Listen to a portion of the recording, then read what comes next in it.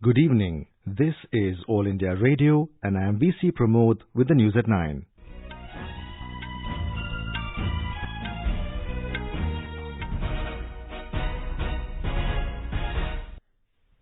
The headlines. Prime Minister Narendra Modi lays stress on role of effective policing for safety of women, urges police to improve their image. A magisterial probe ordered into a fire tragedy in Delhi claiming 43 lives. Owner of the factory arrested. In Karnataka, all arrangements in place for counting of votes for crucial by-elections to 15 assembly constituencies tomorrow. Campaigning gains momentum for third and fourth phases of assembly elections in Jharkhand. In sports, India set a target of 171 runs against the West Indies in the second T20 Cricket match at Thiruvananthpuram. And at the 13th South Asian Games in Nepal, India maintains top position with 248 medals, including 131 gold. Prime Minister Narendra Modi has emphasized the role of effective policing for the safety and security of women. The Prime Minister was speaking at the valedictory session of the 54th All India Conference of Directors General and Inspectors General of Police in Pune today. Mr. Modi said, at all times, police personnel must strive to improve the image of the police force to inspire confidence amongst all sections of society, including women and children. The three-day conference was held in the premises of the Indian Institute of Science, Education and Research. The Prime Minister participated in the conference today as well as yesterday. Over the past 2 days, Mr. Modi led the discussions and gave valuable suggestions. The Prime Minister also awarded the President's Police Medals for distinguished service to officers of the Intelligence Bureau. Mr. Modi urged the heads of police departments to carry forth the spirit of the conference to the lowest level from the state to district to police station. After listening to the presentations made by state police forces, the Prime Minister mentioned that a comprehensive list of the best practices could be prepared and adopted by states and union territories. The Prime Minister expressed his special interest in the development of the northeastern states, which is critical for Act East policy of the government. He urged the DGPs of these states to make extra efforts to create a conducive environment for the implementation of development programs. Home Minister Amit Shah and National Security Advisor Ajit Doval were present in the conference all the 3 days. This year, 11 core groups were formed for holding brainstorming sessions on key aspects of internal and external security such as terrorism, Naxalism, coastal security, cyber threats and combating radicalization. A massive fire broke out at a factory in Delhi claiming lives of 43 people today. The Delhi government has ordered a magisterial probe into the incident that took place in the wee hours. Chief Minister Arvind Kejriwal directed the District Magistrate of Central Delhi to submit the report within a week. According to Delhi Fire Service Director Atul Garg, the 4-story building in Anaj Mandi area on Rani Jhansi Road did not have a fire clearance and no fire safety equipment was found installed on the premises. Meanwhile, Deputy Commissioner of Police North, Monica Bharadwaj, said the owner and the manager of the factory have been arrested. हमने one of the honours Rehan था उसको arrest कर लिया और उनका एक manager था जो कि उनके बिहाफ पे काफी कुछ काम देखता था इस बिल्डिंग से रिलेटेड फुरकान को भी अरेस्ट कर लिया है इसके अलावा बाकी जिन जिनको आगे रेंट पे दिया हुआ था और डिफरेंट फैक्ट्रीज चला रहे थे उनको हम लोग सर्च कर रहे हैं. Earlier, talking to reporters, Public Relations Officer in Delhi Police, M.S. Randhawa, said the case has been transferred to Delhi Crime Branch. जो कॉज ऑफ फायर है वो फायर डिपार्टमेंट देगा, लेकिन प्राइमा फेसी हमें लग रहा है कि ये शॉर्ट सर्किट से आग लगी है. जो अनफॉर्चुनेट डेथ्स हुई हैं वो ज्यादा एस्फिक्सिया से, सफोकेशन से हुई हैं और फायर टेंडर के भी 2 कर्मचारी है उनको थोड़ी चोट आई है, 2 पुलिस वालों को भी चोट आई है. दिल्ली पुलिस ने FIR दर्ज कर दी है. Nearly 150 fire personnel carried out the rescue operation and pulled out 67 people from the building. Fire service officials said 34 fire tenders were pressed into service after a call was received at 5:22 hours about the fire in Anaj Mandi area. The injured were admitted to LNJP, RML and Hindu Rao hospitals. Health Minister Dr. Harshvardhan met the injured at LNJP hospital this evening. Dr. Harshvardhan also visited the site of the blaze. President Ramnath Kovind, Prime Minister Narendra Modi and a host of leaders have expressed grief over the incident. In a tweet, Prime Minister announced an ex gratia of 2 lakh rupees each from Prime Minister's National Relief Fund to the next of kin of those who have lost their lives in the tragic fire. He also approved 50,000 rupees each for those seriously injured in the fire. The Delhi government also announced a compensation of 10 lakh rupees each to the families of the deceased and free treatment and 1 lakh rupees each to the injured. The BJP will extend financial support of 5 lakh rupees each to the families of those who have lost their lives. Our correspondent reports that this is the second massive fire incident in Delhi this year. Earlier in February, 17 people were killed in a fire incident in Karol Bagh area. Today it was meant to be a relaxed Sunday for the laborers at Anaz Mandi who were there in the factory, but they could not see the daybreak. Chaotic scenes are witnessed at the site of the fire accident, which has clogged with bystanders and politicians arriving in convoys. Firemen made their way through narrow lanes to rescue those trapped inside the blackened building. They carried many unconscious laborers on their backs. The NDRF says the building was filled with hazardous carbon monoxide and most workers died due to suffocation. With Divakar, Sobhagyakar, Air News, Delhi. The Citizenship Amendment Bill 2019 is scheduled to be introduced in the Lok Sabha tomorrow. The bill seeks to amend the Citizenship Act 1955 to make illegal migrants of 6 communities from Afghanistan, Bangladesh and Pakistan eligible for Indian citizenship. The communities are Hindus, Sikhs, Buddhists, Jains, Parsis and Christians. Parties like Congress, TMC and Left have already objected to the provisions of the bill. Senior Congress leaders held a meeting in New Delhi this evening and discussed the strategy over the bill. Party leader Adhir Ranjan Chaudhary said the Congress will oppose the bill as it is in violation of the constitution and secular ethos of the country. Meanwhile, the BJP has issued a whip to its MPs in the Lok Sabha asking them to be present in the House till Wednesday. Trinamool Congress has also issued a whip to its MPs for 4 days from tomorrow. The National Human Rights Commission NHRC team continued its inquiry for the second day today into the encounter of all the 4 accused in the rape and murder case of veterinary doctor in Telangana. The NHRC team visited the hospital where the injured police personnel are receiving treatment and recorded their statement. The team also recorded the statement of family members of the victim.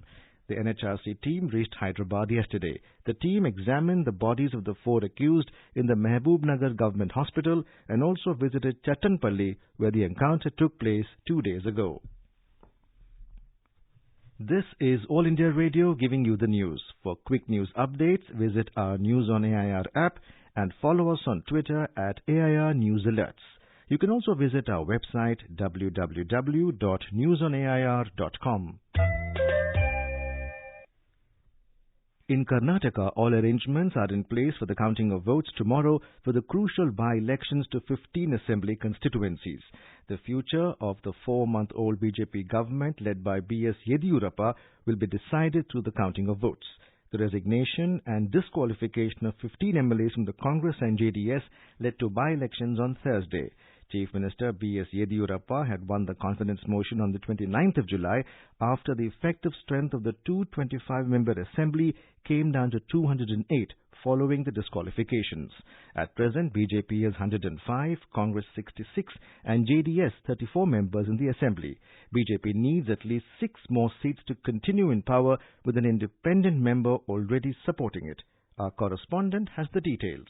The counting of votes will begin in 11 counting centers at 8 a.m. tomorrow. The paper slips in VVPads will be counted in randomly selected 5 polling stations in each assembly segment. Each counting center will have counting supervisors, their assistants, and micro-observers. The counting centers will be secured by reserved and armed police force with the round-the-clock supervision by a DSP-ranked police officer. The results will be out probably by afternoon. If the ruling BJP cruises to majority, Yediyurappa has a tough task of cabinet expansion ahead of him.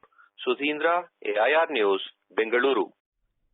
In Jharkhand, campaigning is gaining momentum for the 3rd and 4th phase of assembly elections.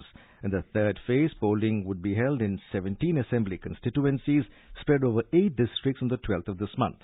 15 constituencies in over 4 districts will go to polls in the 4th phase on the 16th of this month.